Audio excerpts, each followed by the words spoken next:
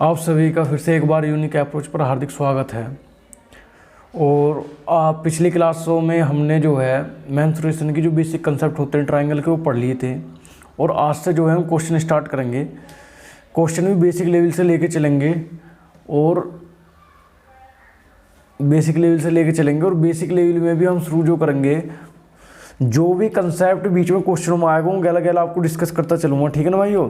तो इस चीज़ से टेंशन ना ले। ये बात मैंने आपको पहले बता दी थी कि यदि सारी थ्योरी में एक साथ आपको करा दूंगा तो आपको कन्फ्यूजन इतना ज़्यादा हो जाएगा कि आप कन्फ्यूज ही रहोगे हमेशा।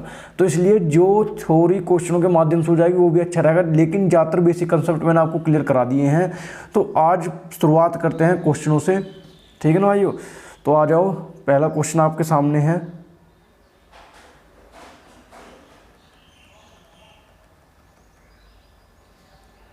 ये है पहला क्वेश्चन।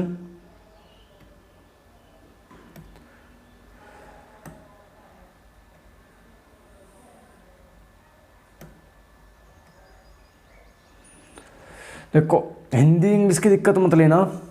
हिंदी इंग्लिश जो दिक्कत आएगी मैं आपको हिंदी में बोलते चलूंगा, ठीक है ना भाइयों। तो क्वेश्चन ये है पहला,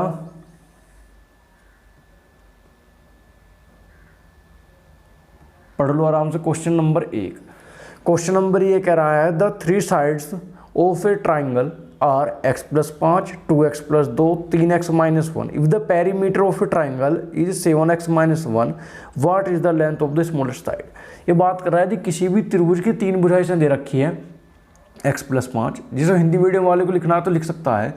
इसने दिया है कि यदि किसी त्रिभुज की तीन भुजाएं x+5, 2x+2, 3x-1 है और त्रिभुज का परिमाप 7x-1 है तो त्रिभुज की सबसे छोटी भुजा आपको ज्ञात करनी है। ये इसने क्वेश्चन में कहा है। मेरे हिसाब से इसमें आपको कोई दिक्कत नहीं है, ठीक है ना। अब यहाँ समझना आप मेरे साथ, ये मैंने ट्राइंगल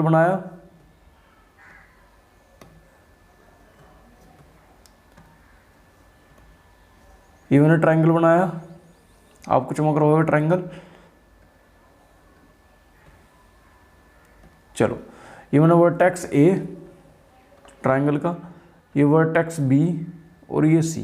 तो साइड कोई सी भी लिख लो। ये x+5 दिया है, ये आपको 2x+2 दिया है और ये 3x-1 दिया है। देखो ये पहली क्लास है, क्वेश्चन की वजह से मैं आपको लिख के दिखा रहा हूँ। आपको इतना लिखना नहीं है। यदि आपने इतना लिख दिया तो सिलेक्शन से आप बहुत दूर हो। पेरीमीटर क्या होता है, मैंने आपको पेरीमीटर बताया था, तीनों साइडों का सम। तो 3x-1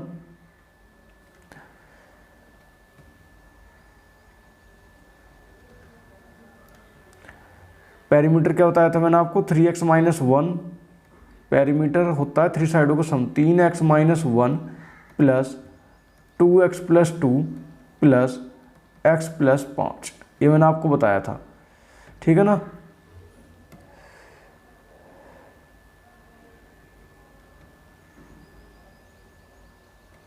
ठीक है भाइयों। और जो पेरीमीटर दिया था वो क्या दिया था, 7x-1। तो इन्हें जोड़ो, 3x, 2x, 5x और कितना हो गया, 6x, ये आपका आ गया, ठीक। और 5 और 2 7, और 7 में से एक गया, कितना बचेगा, 6, और प्लस का 6। तो 7x में 6 गए x, और 1 को इधर ले आएंगे हम, कितना हो जाएगा 7, ठीक है ना। तो x की वैल्यू आ गई 7। तो सबसे स्मॉलेस्ट साइड उसने पूछी है। तो यदि यहाँ 7 रखूँ मैं x की जगह तो ये साइड आएगी 12, 7 दूनी 14, ये साइड आएगी 16, और 7 या 21 में से गया 20, तो ये साइड आएगी 20। तो इसको उत्तर क्या हो जाएगा, उसने पूछी हमसे स्मॉलेस्ट साइड, और स्मॉलेस्ट साइड क्या आ जाएगी आपकी 12। स्मॉलेस्ट साइड क्या रहेगी आपकी 12। तो 12 इसका करेक्ट आंसर हो जाएगा। कोई दिक्कत, आसान क्वेश्चन है। अब चलते हैं अगले क्वेश्चन की तरफ। क्वेश्चन नंबर 2 क्या कहता है, ये आपके सामने क्वेश्चन नंबर 2, और 2 को आप गौर से पढ़ लीजिए कि क्वेश्चन नंबर 2 क्या कहता है।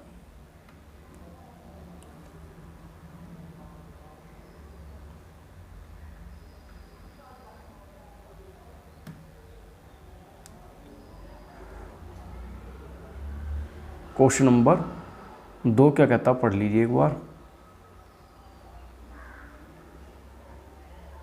क्वेश्चन नंबर 2 ये कह रहा है the sides of a triangle are in the ratio of 1/2:1/3:1/4, यानी कि किसी भी त्रिभुज की तीन भुजाओं का अनुपात दे रखा है 1/2 रेशियो 1/3। कितना दे रखा है 1/2 रेशियो 1/3, 1/2 रेशियो 1/3 रेशियो 1/4। अब हमने आपने रेशियो में इतना तो पढ़ा होगा, यदि नहीं पढ़ा है तो हमारे यूट्यूब पर वीडियो पढ़िए 10-12, वहाँ से आप जान सकते हो। तो यहाँ हम 2, 3, 4 कैल्सियम लेंगे 12, तो साइड कितनी आ जाएगी 6 रेशियो 4 रेशियो 3 में इसकी साइड आ गई। The perimeter of the triangle. अब देखो रेशियो में किसी न किसी मल्टीपल की गुणा रहती है तो इसे हटा लो। तो मैंने कई साइड 6K 4K और 3K मैंने साइड लेट कर ली, ठीक है ना। तो पेरीमीटर ऑफ द ट्राइंगल, तो मैंने अभी आपको बताया पेरीमीटर ऑफ ट्राइंगल क्या होता है, 3 साइड्स का सम होता है। क्या होता है 3 साइड्स का सम। तो इनका सम कर लो 6K + 4K + 3K किसके इक्वल आ जाएगा 52 के। तो 6 और 4 10 और 3 कितना होगा 13K, और 13K का मान कितना दे रखा 52। तो K का मान कितना आ जाएगा मेरे भाई 4, K की वैल्यू कितनी आ गई 4। कोई कन्फ्यूजन। अब इसने कही क्या है आपसे, the length of the smallest side. तो सबसे छोटी भुजा आपको बतानी, क्या बतानी है सबसे छोटी। तो सबसे छोटी भुजा क्या है इसमें 3K, तो 3 × 4, तो सबसे छोटी साइड आ जाएगी क्या 12। कितनी आ जाएगी 12। तो इसका कौन सा ऑप्शन करेक्ट होगा 12। यहाँ मेरे हिसाब से इसमें आपको कोई दिक्कत नहीं होगी। चलते हैं अगले क्वेश्चन की तरफ। Question number 4।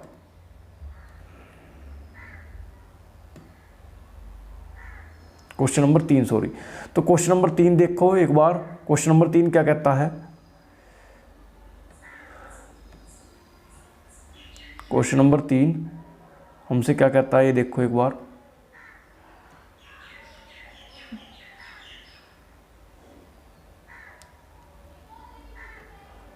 ये रहा आपका क्वेश्चन नंबर 3। देखो क्वेश्चन नंबर 3 क्या कहता है, मैं आपको बता दूं। Find the area of the triangle whose sides 8, 10, 8 and 10 and 12। यानी किसी भी त्रिभुज के आपको 3 साइड दे रखी है 8, 10 और 12। क्या दे रखी है 8, 10 और 12। किसी भी त्रिभुज के आपको 3 साइड दे रखी है 8, 10 और 12, और आपसे उसने कहा है कि आपको त्रिभुज का एरिया बताना है। तो मैंने ये बताया था ये किसी भी जनरल ट्राइंगल की यदि हमें एरिया निकालना है तो उसके लिए हमें हीरोज फॉर्मूला लगाना था, और हीरोज फॉर्मूले में सबसे बड़ा रोल था एस का। तो एस क्या होता है पहले आपको पता है, एस हमने क्लियर कर दिया था उस दिन के। एस क्या होता है, तो एस क्या होता है, एस बराबर क्या होता है एस बराबर a + b + c/2। और आपको ये भी पता होगा कि a + b + c क्या होता है। तो a + b + c क्या होता है, किसी भी त्रिभुज की 3 साइड्स होती हैं। क्या होती है, किसी भी त्रिभुज की 3 साइड्स a + b + c होती हैं। तो a का मान कितना है 8, b का मान कितना है 10 और c का मान कितना है 12। तो 8 और 10 18 और 12 कितना होगा 30। तो 30 का आधा कितना हो जाएगा, इसका मान आएगा 15।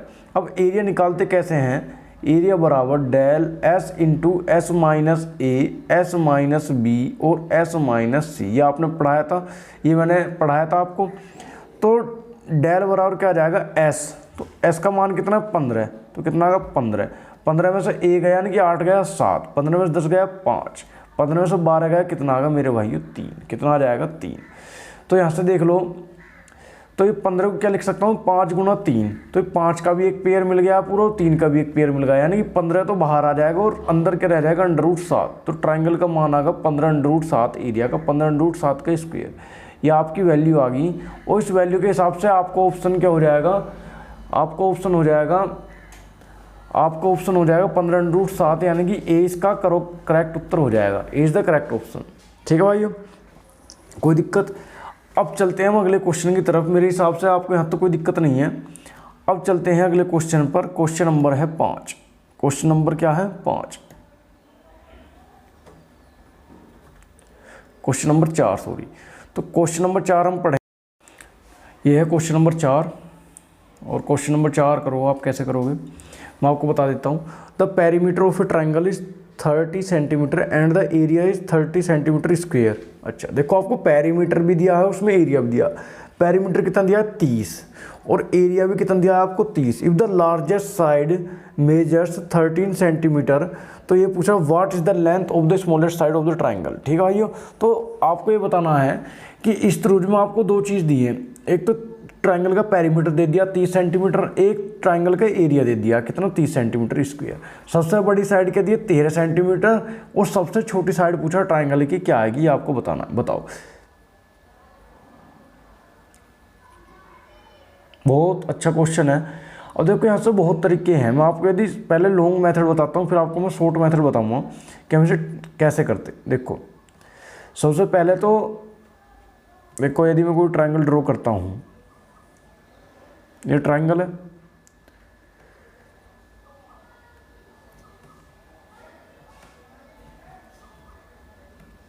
ये साइड ए, ये साइड बी और ये साइड क्या है सी, कोई दिक्कत। और इसने ये कहा है आपसे क्या कि इस ट्रायंगल का पेरीमीटर 30 है, सबसे बड़ी साइड 13 है, तो मैंने सबसे बड़ी साइड ये मान ली और इस साइड को मैंने बी कहा और इस साइड को मैंने सी कहा। ठीक है मेरे भाई, कोई दिक्कत? आप क्या होगी जी, कोई दिक्कत नहीं। अब पेरीमीटर दिया है बी प्लस सी प्लस 13 बराबर कितना आ जाएगा, 30 के इक्वल आ जाएगा। तो यहाँ से बी प्लस सी की वैल्यू कितनी है मुझे आप ये बता दो। तो 30 में से 13 गए 17। डेल बराबर क्या होता है, डेल दिया है 30 under root S into S minus A, ये आपको लगाना पड़ेगा S into S minus A, S minus B और एस माइनस सी। अब पेरीमीटर कितना दिया आपको, पेरीमीटर दिया 30, तो एस की मान आएगा 15, कितना आएगा इसका मान 15, और 15 में से 13 कितना आया 2, और ये आएगा 15 माइनस बी, क्या आएगा 15 माइनस बी, और एक क्या आएगा 15 माइनस सी। अब 15 माइनस सी की जगह यदि मैं बी की टर्म में वैल्यू निकालूँ तो मैं सोल्व करने में आसानी हो जाएगी। तो ये आ जाएगा 15 माइनस 17 माइनस का बी। मेरे हिसाब से यहाँ तक आपको कोई दिक्कत नहीं है। अब मैंने अंडर रूट हटाने के लिए इसके स्क्वायर ले दिया, और जब इसके स्क्वायर लेंगे तो 30 के स्क्वायर आएगा 900, अरे आएगा 15 गुना 2 और 15 माइनस बी, और क्या आएगा 15 में से 17 गए माइनस का 2, और ये माइनस इस चिन्ह को क्या बना देगा प्लस, तो ये आएगा बी माइनस का 2, क्या आएगा बी माइनस का 2। मेरे हिसाब से आपको इसमें कोई दिक्कत नहीं है। ठीक है, अब यहाँ से 15 दूनी 30 को 900 काटूंगा, ये कितना आएगा 30 बार आपका आ जाएगा। ठीक है ना, 30 बार क्या आएगा 15 माइनस बी और कितना बी माइनस 2। अब देखो यहाँ से आपके दो तरीके हैं, या तो आप इस क्वाड्रेटिक इक्वेशन को सोल्व कर लो, क्या कर लो, या तो इस क्वाड्रेटिक इक्वेशन को आप सोल्व कर लो, या अपनी तरफ से क्या करो एज्यूम करके करो। एज्यूम करके कैसे कि b का मान जो है कभी भी 15 से बड़ा नहीं होने का, यदि 15 से बड़ा हो गया तो क्या आएगा माइनस में, और b का मान कभी 2 से छोटा नहीं होने का, नहीं तो किस में आएगा माइनस में। तो b का मान सबसे पहले नंबर पर क्या रख सकता हूँ 3 रख सकता हूँ b पे। तो 15 में से 3 गया 12, 3 में से 2 गया 1, तो एरिया कितना आ रहा 12, तो यानी कि हमें साइड कितनी चाहिए LHS चाहिए 30, ये कितनी आ रही 12, तो b बराबर 3 नहीं रख सकते। अब b बराबर 4 आप रख सकते हो, यदि b बराबर 4 फटाफट रखना है, 15 में से 4 गए 11, 4 में से 2 22, तो b बराबर 4 भी नहीं हो सकता। b बराबर 5 आप रख सकते हो, यदि आप 5 रखोगे तो 15 में से 5 गए कितना 10, और 5 में 2 गया 3, तो कितना आ गया 30, तो यानी कि b बराबर 5 में सेटिस्फाई होगा। तो b की वैल्यू कितनी आ गई आपकी 5, जब b की वैल्यू 5 है तो c की वैल्यू कितनी आ जाएगी, c बराबर 17 माइनस 5, यानी कि c बराबर कितना आ जाएगा आपका 12, तो c की वैल्यू कितनी आ जाएगी 12। ठीक है, आपसे पूछा है स्मॉलेस्ट साइड, तो smallest side of a triangle क्या है b बराबर 5, तो इसका उत्तर क्या हो जाएगा b बराबर 5, option C is the correct. लेकिन पेपर में बैठ के भाई ऐसा करोगे तो जिंदगी में आपको कभी सिलेक्शन नहीं होने का है। मैं आपको बताता हूँ क्या, देखो अभी मैंने ट्रायंगल पढ़ाया नहीं है, लेकिन यदि इसे पेपर में आप बैठते थे इस क्वेश्चन को कैसे करते हैं हमें देखना। अब मेरी ज़रा बात सुनना, क्या सुनना, मैं आपको समझाता हूँ आपको करना क्या है। उसने हमें दो चीज़ दी है, एक तो पेरीमीटर आपको 30 दिया है, एक एरिया आपको 30 दिया है, एक साइड दिया आपको, कोई सी भी साइड मान लो कि ए आपको 13 दिया है, ये साइड आप कुछ ही मान लो, या हमने सी के इक्वल मानी है तो सॉरी ए के इक्वल 13 मानना, ठीक है। अब ए के इक्वल 13 मानना है तो बी या सी का मान हमें पता पड़ेगी 17 आना चाहिए, क्या आना चाहिए 17। अब जैसे आप ट्राइंगल के टाइप्स पढ़ोगे, जैसे right angle triangle, equilateral triangle पढ़ोगे, इक्विलेटरल ट्राइंगल यानी कि समकोण त्रिभुज, समबाहु त्रिभुज, आइसोसेलेस ट्राइंगल आप पढ़ोगे। तो राइट एंगल ट्राइंगल की प्रॉपर्टी होती है एक, क्या होती है प्रॉपर्टी एक कि क्या प्रॉपर्टी होती है, यदि 17 को मैं 5 मान लूँ, बी का मान मैंने 5 मान लिया, सी का मान 12 मान लिया, अब क्या होगी जी आपने क्यों मान लिया ऐसा, क्योंकि मुझे ए का मान की चमक रहा 13 है, और पाइथागोरस थ्योरम ये कहती है कि एक साइड का स्क्वायर यानी कर्ण का स्क्वायर बराबर लंब का स्क्वायर प्लस आधार का स्क्वायर, किसका, लंब का स्क्वायर प्लस आधार का स्क्वायर, ये कहती है। ये आपको बाद में बताऊंगा, मैं जब राइट एंगल ट्राइंगल पढ़ाऊंगा तो मुझे तो सीधा दिख गया है कि 5 और 12 है, यदि इसका एरिया निकालूंगा 1/2 गुना आधार गुना ऊंचाई, 5 गुना 12 तो 2 से कर दूंगा 6, 6 पंजे 30, तो हमारी कंडीशन सेटिस्फाई हो रही है। जो हमने एज्यूम करें BSC उनका सम भी 17 बैठ रहा है और एरिया भी कितना आ रहा है उसका 30 आ रहा है, तो इसलिए सीधा उत्तर क्या हो जाता है हमारा 5 हो जाता है। स्मॉलेस्ट साइड क्या रहती है हमारी 5। तो ये आपको समझ में आया? मेरे हिसाब से इसमें कोई दिक्कत नहीं। यदि आपने अभी राइट एंगल नहीं पढ़ा तो आप इसे पढ़ सकते हो, राइट एंगल में पूरा डिटेल में पढ़ाऊंगा और पाइथागोरस ट्रिपलेट भी मैं जब भी लिखाऊंगा आपको, ठीक है ना। अब चलते हैं अगले क्वेश्चन की तरफ। Question number 5। क्वेश्चन नंबर 5 क्या कहता है हमारा, ये देखना है। आ जाओ, क्वेश्चन नंबर 5 हमारे सामने आ गया है और क्वेश्चन नंबर 5 क्या कहता है ये देखो। अब क्वेश्चन नंबर 5, चलो पढ़ो क्वेश्चन नंबर 5। मैं आपको एक बार पढ़ के बता देता हूँ। If the ratio of the altitudes, altitudes होता है हाइट। देखो एल्टीट्यूड और हाइट के एक ही मतलब है, एल्टीट्यूड और हाइट का एक ही मतलब है।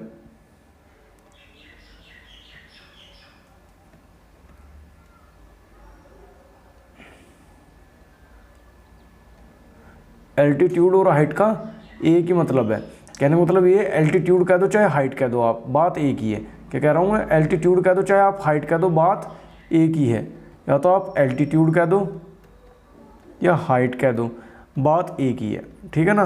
तो एल्टीट्यूड दिए हैं किसी भी ट्राइंगल के, 2 एल्टीट्यूड्स दिए हैं 3 और 4 एंड द रेशियो देयर को 2 ट्राइंगल है और उन दोनों ट्राइंगल के 2 ही एल्टीट्यूड है। एक पहले त्रिभुज की ऊंचाई 3 दी है रेशियो में, दूसरे त्रिभुज की ऊंचाई 4 दी है और उनके रेशियो दिया है कि पहले त्रिभुज का रेशियो 4 है, दूसरे त्रिभुज का रेशियो 3 है। मैंने आपको एक चीज़ बताया था, क्या आपको याद होगा, मैंने del 1 अपॉन del 2 लिखा क्योंकि हमें रेशियो बताना है। del 1 किसी भी त्रिभुज का एरिया क्या होता है यदि बेस हाइट दी है तो 1/2 गुना बेस इंटू हाइट बताया था, और दूसरा भी क्या बताया था, 1/2 गुना बेस इंटू हाइट, यही तो बताया था।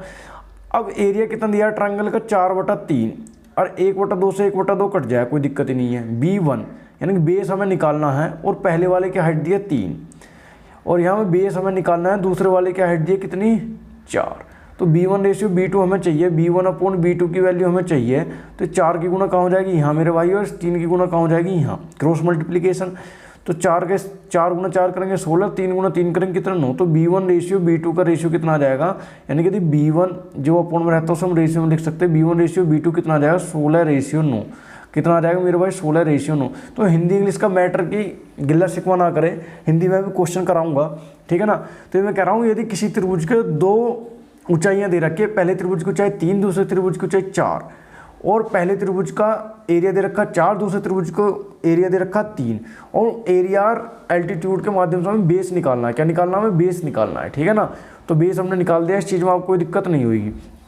अब बढ़ते हैं आगे की क्वेश्चन की तरफ। क्वेश्चन नंबर 5 हमने कर लिया है, अब चलते हैं क्वेश्चन नंबर 6 पे। क्वेश्चन नंबर 6 क्या कहता है, ये हमारा क्वेश्चन नंबर 6, ठीक है भाइयों। क्वेश्चन नंबर 6, चलो क्वेश्चन नंबर 6 करते हैं। क्वेश्चन नंबर 6 क्या कहता है, हमें देखना है।